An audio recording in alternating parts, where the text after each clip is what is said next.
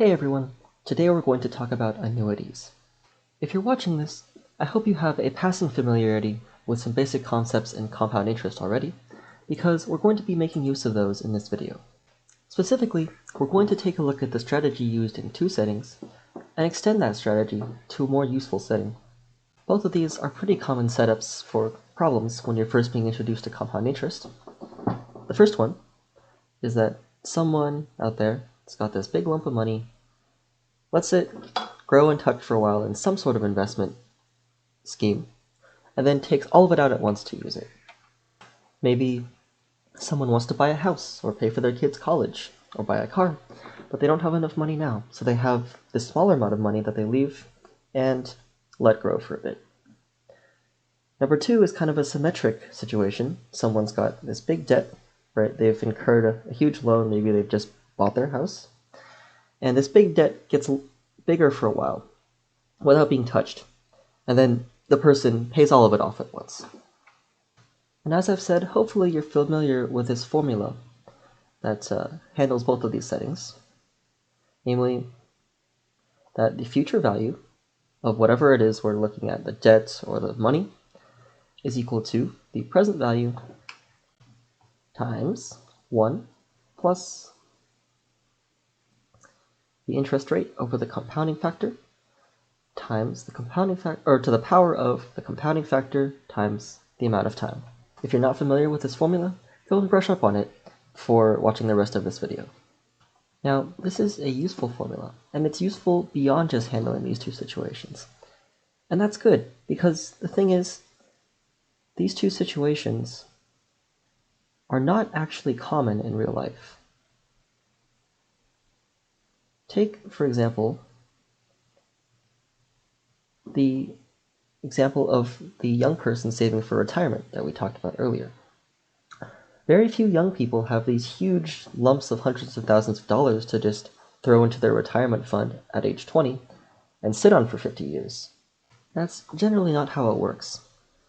What's more common is that people save for retirement over time, right? They make periodic contributions that slowly accumulate. Maybe the person will put in part of their paycheck every month to build up that big sum over the course of their career. And similarly, it's not prudent to just let debt sit there and not do anything about it, just let it grow, right, without reducing it. No, you want to get working on it as soon as possible. Try and get it down, even if you can't pay the entire thing. And so, a lot of people pay off their debt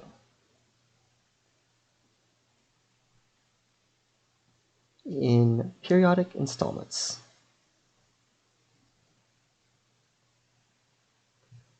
Again, often through monthly payments, just as people make periodic contributions to investments or saving funds. This third situation here is called annuity, which is what we'll talk about today. And this fourth situation here is called amortization, which we'll talk about in another video. And as I've said before, annuity makes use of the strategies used to solve situation number 1, and amortization makes use of the strategies used to solve situation number 2. So let's jump right into annuity. Let's say we have such an annuity situation where this fiscally responsible young man, Jones here, is contributing $100 every month to his investment fund that gives a 6% annual return compounded monthly. And this Jones man wants us to tell him how much money he's going to have in 2 years if he keeps doing this. Now the way we're going to do this is we're going to look at each contribution's growth separately. using the strategy to solve situation number 1. For example, the first contribution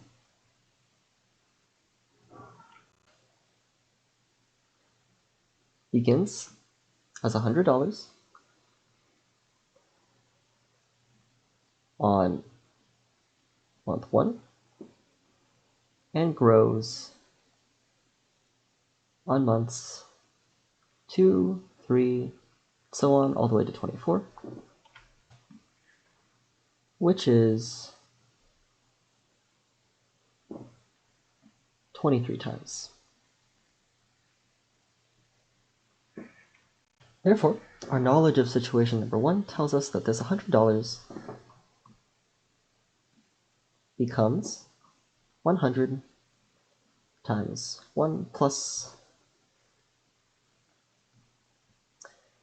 the rate, 0.06, over compounding factor, 12, to the power of 23. Similarly, the second contribution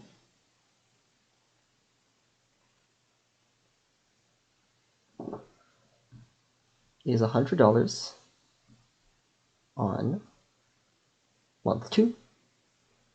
It grows on months 3, 4, etc., 24, which is 22 times. And that tells us that that second payment of $100 turns into, by the end of the 2-year period, 100 times 1 plus our rate, 0.06, over 12, all to the power of 22. For our third contribution,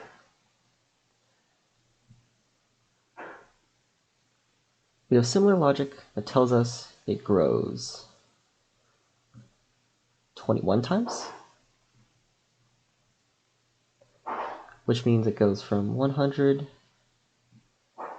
to 100 times 1 plus 0.06 over 12 to the 21. Our fourth contribution goes from 100 to 100 times 1 plus 0.06 over 12 to the 20, following the same pattern, and so on, until our last contribution doesn't get a chance to grow at all.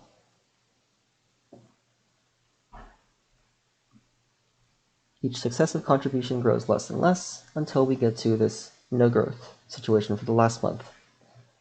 Our total money after 2 years is the sum of all these. So 100 plus 100 times 1 plus 0.06 over 12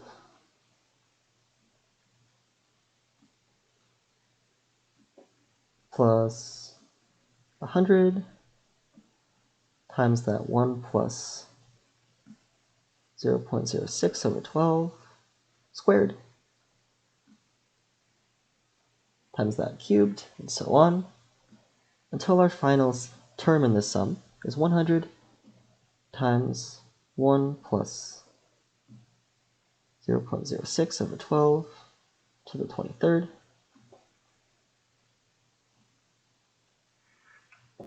All of these added up is going to be how much money we end up after 2 years. Now at this point you might point out that while this is true, it doesn't appear to be particularly helpful, because adding up all these numbers doesn't seem at a glance to be much easier than figuring out how much money this guy is going to have in 2 years. I mean, it seems like we've just turned this intractable investments problem into this big, long, intractable sum. And certainly this doesn't get us much closer to finding any sort of compact general formula for these annuity situations.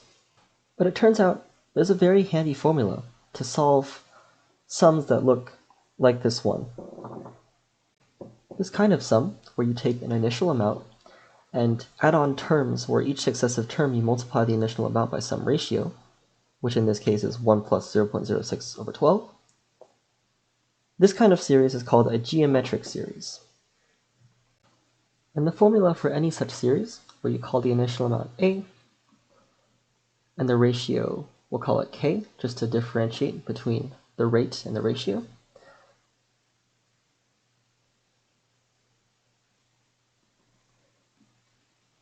We'll say the number of terms is, or the number of times multiplied with the ratio is M. It turns out that this sum, in general, is equal to A times K to the M plus 1 minus 1 all over K minus 1. Applying that to the annuity situation gives us that our initial amount A is equal to 100. Our ratio K is equal to 1 plus 0.06 over 12, and the number of multiplications of that ratio is equal to 23. And that means that our total from before, this big sum, compacts down to 100 times 1 plus 0.06 over 12 to the power of 23 plus 1, or 24, minus 1 all over this 1 plus 0.06 over 12 minus 1, which itself, after simplifying the denominator and this exponent here, becomes 100 times 1 plus 0.06 over 12 to the 24th minus 1 all over 0.06 over 12.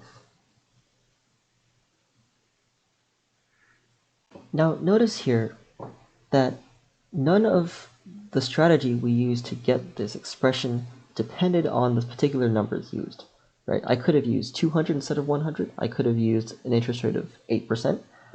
I could have, in fact, even used variables in place of them when I was doing all of that arithmetic.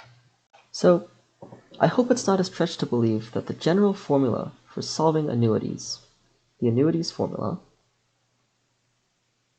can be found using the same logic and looks very much like this expression. The future value, the total, as we've been calling it, is equal to the size of the regular payment, which I'm going to call P.